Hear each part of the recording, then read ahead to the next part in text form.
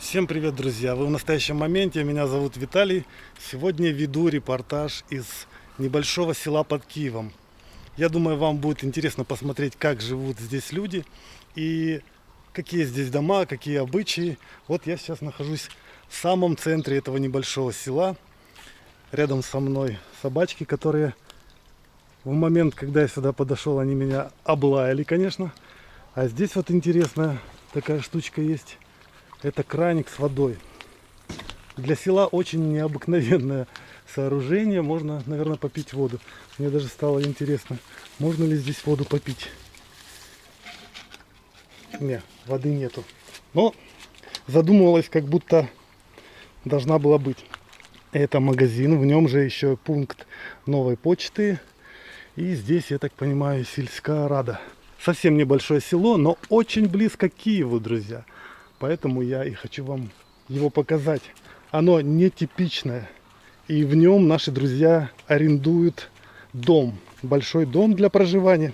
А я приехал вот за мороженым. Купил, в магазинчике мороженое. Потому что сейчас лето, жара, июль уже. И надо охлаждаться чем-то.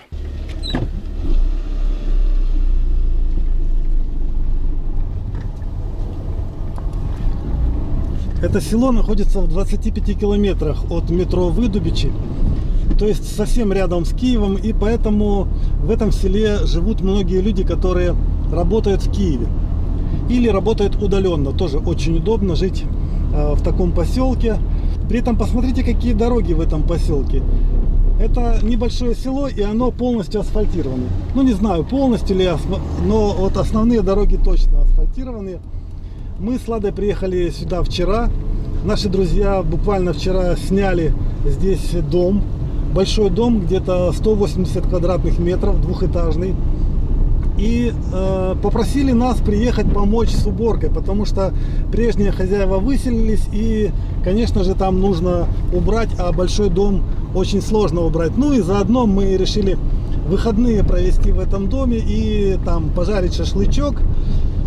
И вот меня сразу же при въезде в это село поразила именно вот эта дорога, узенькая, вот эта вот асфальтированная, которая идет через какой-то лесок, как будто через какой-то овраг. Очень экзотическое место, я бы сказал. Здесь просто даже прогуливаться интересно. Но мне, конечно, любопытно, как здесь две машины могут разъехаться, когда здесь одна с трудом проезжает. Придется кому-то одному прижиматься к обочине. Но благо здесь машины ездят не часто, село очень тихое. Почти нету людей, я не встречаю никого. Вот мы, конечно, немного по нем двигались, но, собственно говоря, на улицах пусто. Сегодня воскресенье, возможно, люди с утра еще спят, хотя уже 10 часов утра. В общем, никаких признаков жизни я пока не наблюдаю. Но это, кстати, и к лучшему. Это село и вот такие вообще поселки, они предназначены не для сельскохозяйственной деятельности, не для какой-то там, я не знаю, коммерческой деятельности. Это тихие такие поселки, в которых нужно жить тихо и наслаждаться тишиной. Ну вот и все. Я приехал, поэтому заезжаем в домик. Как я вам говорил, дом двухэтажный. Ворота открываются магнитным ключом. Подъезжаешь, нажимаешь кнопку. Ворота открываются, заезжаешь во двор. Здесь два места для машины есть. Нету гаража, но есть просто два парковочных места прямо вот перед домом. В общем-то, закрываешь ворота, и тебя никто не тревожит. В наши времена это очень ценная вещь, когда ты можешь просто жить, никого не тревожа, и чтобы тебя никто не тревожил. Вот он, наш домик. Это передний двор. Ну, тут стоянка для двух машин. Яблонька растет. Ворота, вы видели, самораздвижные. А это уже соседний дом. И нас отделяет от них практически вот такая небольшая сеточка. И то она сделана для того, чтобы собачки соседские не забегали на эту территорию. А так-то, в принципе, буквально рядом. Но, тем не менее, Соседей я еще не видел и не слышал. Так, вот центральный вход. Посмотрите, какая входная группа. Сейчас вам детальнее покажу. Вот такая вот с колоннами, с крышей, крыльцо.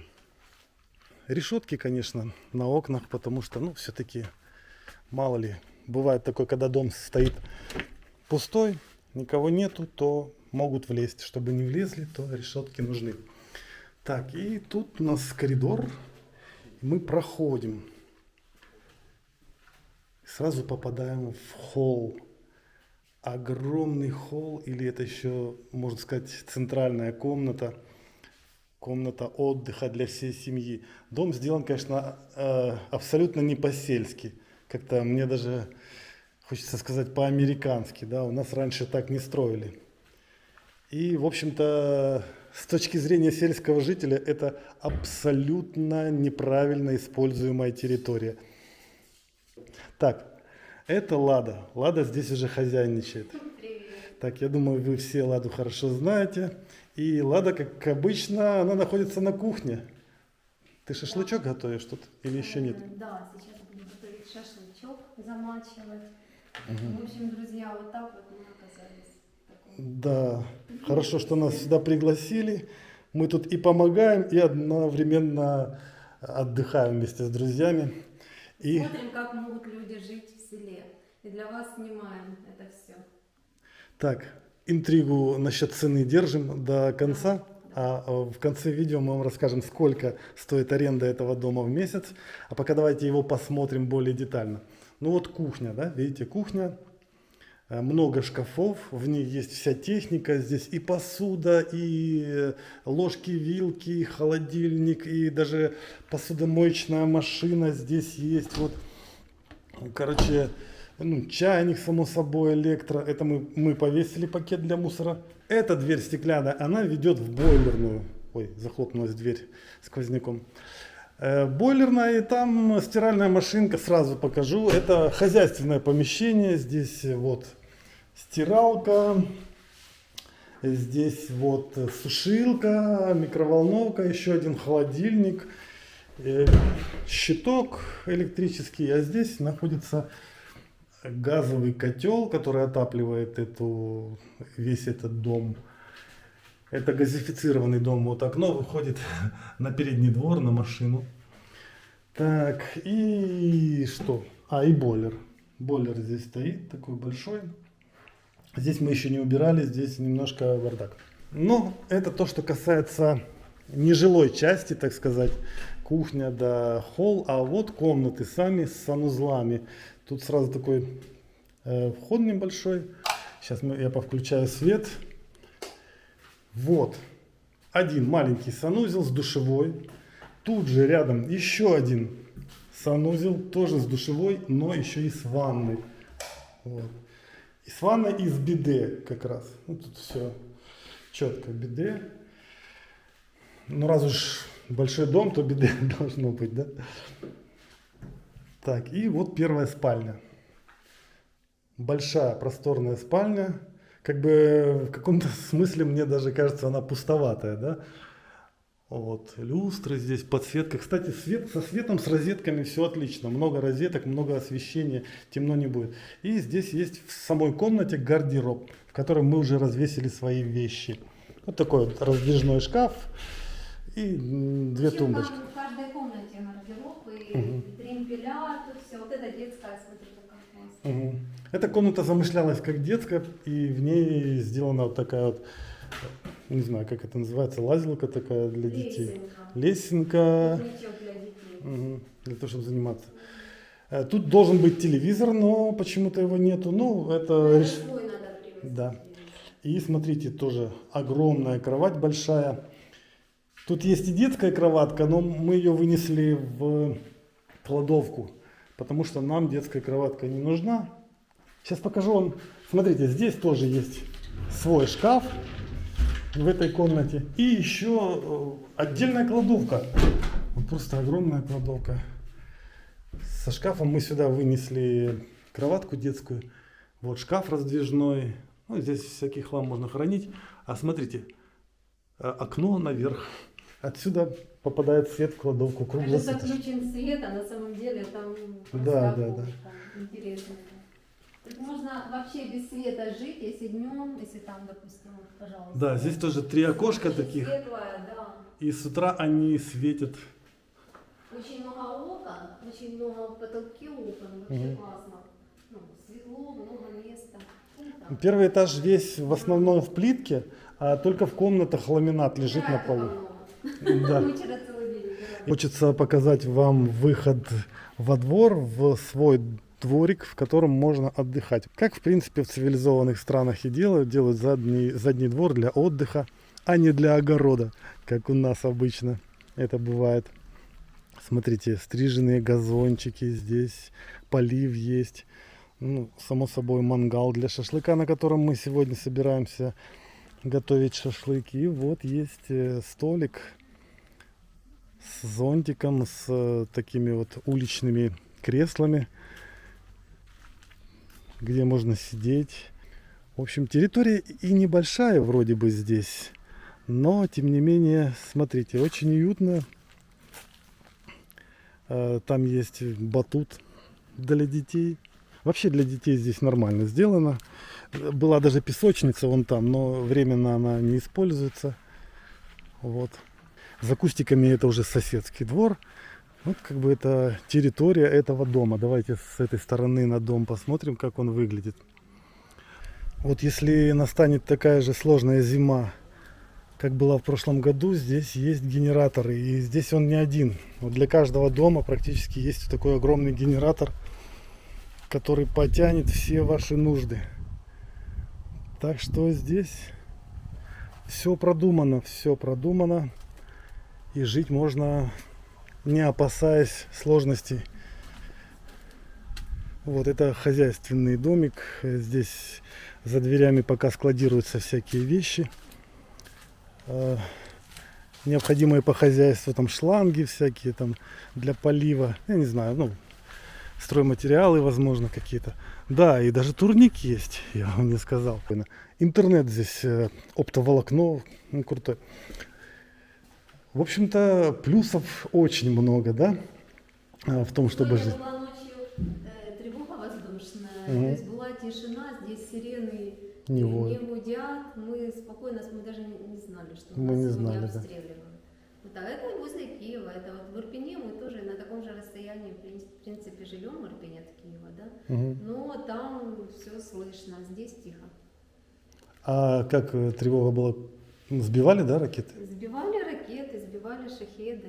Да, этой Да. ночью? Ну, Виталик даже он... Ну вот, видите, да, мы как бы углубились, мы вчера так много здесь убирали, что я устал, вырубился и спал без задних ног. Так, давай про минусы жизни в деревне, вот в такой, скажем, пару слов. Вот, Минусы? да, не находишь? Ну смотри, коровьи лепешки, да?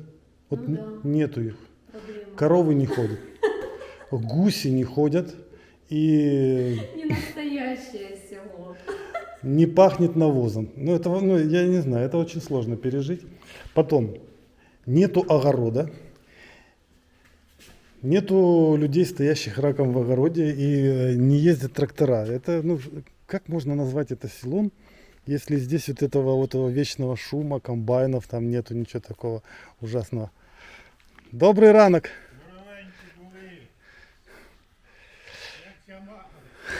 Дуже добре. Дуже добре. Вообще здесь, вот вы видели только что человека, это, в общем, охранник, садовник, в общем, человек, который как бы обслуживает эту территорию, в то же время помогает, если вдруг что-то поломалось, что-то там не так, какие-то проблемы возникли. Ай-яй-яй-яй-яй, мороженое я забыл в машине, а здесь же жарко, потекло уже мороженое, бедная мороженка, надо нести его в холодильник, бедная мороженка. А давай покажем второй этаж все-таки людям. Второй этаж мансардный, и вот по лестнице, по винтовой, на него можно зайти. Мне нравится вот винтовая лестница, по ней легко заходить. Нога становится на лестницу, ну, на ступеньку полностью. Не страшно упасть, споткнуться, перила здесь. Вот, единственное, я обнаружил в этом втором этаже такой момент, что все окна выходят наверх, на крышу. То есть выглянуть в окно, посмотреть как-то в бок не удастся. Вот сразу мы заходим, попадаем в какую-то комнатку, которую можно... А ее можно назвать школой. Здесь висит доска. Вот детям здесь было бы классно обучаться чему-нибудь, уроки какие-то, вести шкаф. Да. Это сразу вот комната с большой кроватью. Классно, вот большие кровати. Все в одном стиле, кстати, мебель одна заказана в одном стиле. Все сделано так одинаково, двери одинаковые. В этом плане весь дом хорошо. Нету такой разностилицы. Единственное, разная плитка в санузлах используется. Здесь вот и телевизор есть даже. И в этой комнате тоже неплохо, уютно. Единственное, когда жарко, нужно включать кондиционер, потому что ну, крыша нагревается, это же мансарда. Вот. Ну и тут санузел с ванной, свой, собственный, прямо с комнаты, с биде, большой санузел. И, естественно, гардеробная комната. Ну, здесь почему-то темно, но, в принципе, тут шкаф, просто это для вещей. Вот в такой второй этаж. И давай уже скажем, сколько стоит. 21 тысячу в месяц стоит основная плата за этот дом. Но есть еще услуги вот этого самого человека, который здесь вот внизу был. Он берет 4 тысячи в месяц. То есть плюс услуги ему и плюс... коммуналки. То есть получается... Коммуналки стоят где-то 2000 в месяц. То есть получается где-то 27 тысяч. То есть 25 стабильно, а если вы на коммуналках сэкономите, то будет меньше. Может получиться там 26 или 26,5. Вот такая цена этого дома в месяц. И я думаю, это, ну, по сравнению с тем, что я нашел в интернете, то это, в принципе, и не очень-то и сильно дорогая цена. И нам с Ладой здесь понравилось. Вообще-то, если бы у нас была возможность жить в таком домике, то мы бы жили. Так, Лада ищет ингредиенты для того, чтобы сделать мясо, подготовить для шашлыка. Вот положила уже кусок мяса. Это мы вчера купили. Здесь, кстати, ближайший большой супермаркет, мегамаркет называется. Он находится в 7 километрах. Поэтому, конечно, здесь вот минус, если у вас нету машины, то как бы на общественном транспорте не поездишь. Ну или надо будет пользоваться вот тем магазинчиком в селе, который я вам показывал. Магазинчик находится, наверное, в километре отсюда.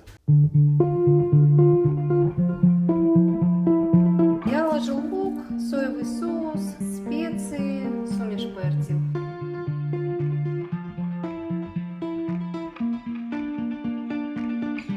Вот так. Вот такой вот шашлычок.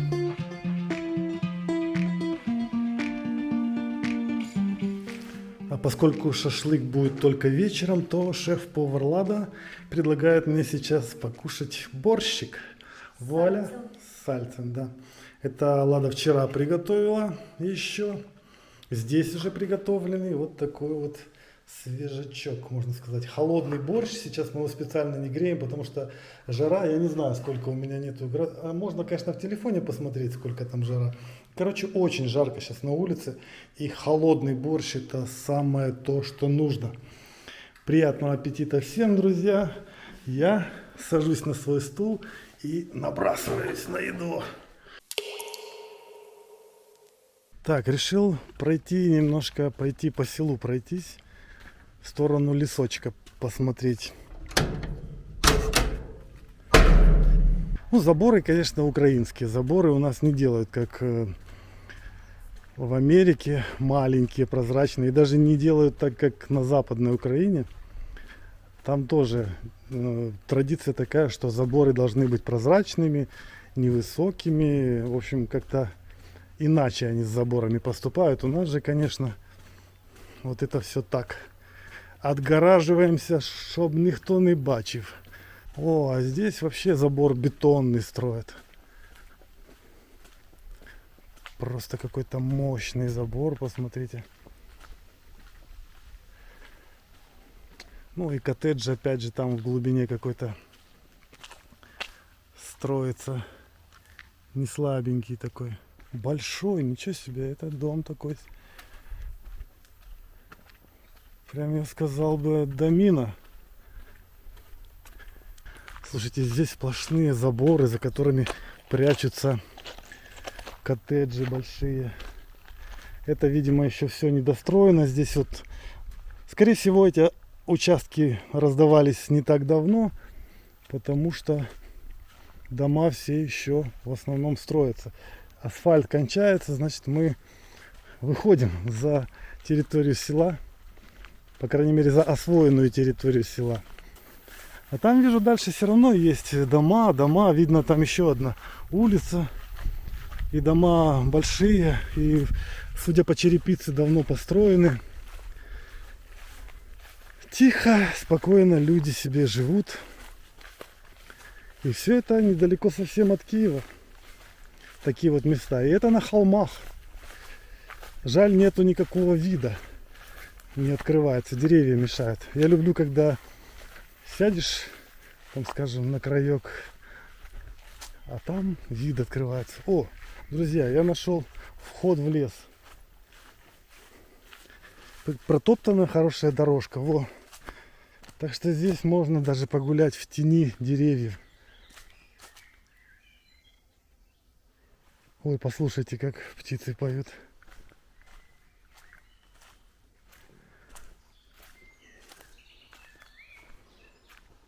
Вот это вам настоящее село. Ух ты, смотрите, что я нашел здесь. Короче, в лесу я нашел могилку. И здесь вот так сплетенный такой вот оградочка сплетенная, засыпана. И стоит табличка: кролик Кузя похоронен здесь. Вот это да.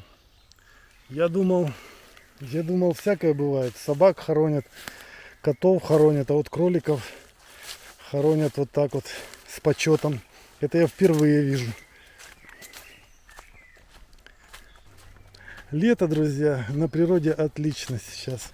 Кроты здесь на дорожке накопали ям.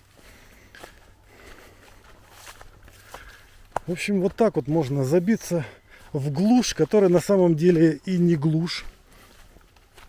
Потому что за 20 минут можно доехать до метро Выдубичи отсюда, сесть на метро или дальше поехать на машине куда нужно. И в Киеве все, ты на работе, например, если ты работаешь.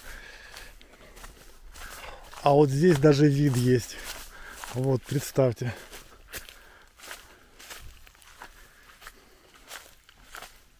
Это просто потрясающе. Я нашел тут такую поляну с видом. Друзья, все. Если бы у меня были деньги, если бы я мог себе арендовать такой дом или построить дом в этом месте, я бы тут жил. Здесь, конечно, не хватает водоемов, прудов, но места шикарные, шикарные. Тихие, уютные. И вот здесь уже попахивает навозом. Вон там внизу, видимо, какая-то ферма или еще что-то. Тянет прям. Это же, видите, кто-то сено покосил здесь. Он кричит, корова чья-то. Или бык. А вон там я вижу ящик, похожий на улей. То есть это я пришел впритык к чьим-то дворам. Слушайте, я уже забрел в чьи-то угодья. Точно там внизу улица. И это я сверху иду. Тут домик стоит, чей-то сарай. Скорее всего, уже прям спускаюсь кому-то во двор. Все, друзья, тогда я на этом свое видео останавливаю, заканчиваю, прощаюсь с вами, потому что пора возвращаться. Сейчас приедут друзья. Жду ваших откликов на это видео, вашего мнения по поводу этого села и вообще жизни в селе. Всем счастья, мира. Всем пока. Встретимся в новых видео.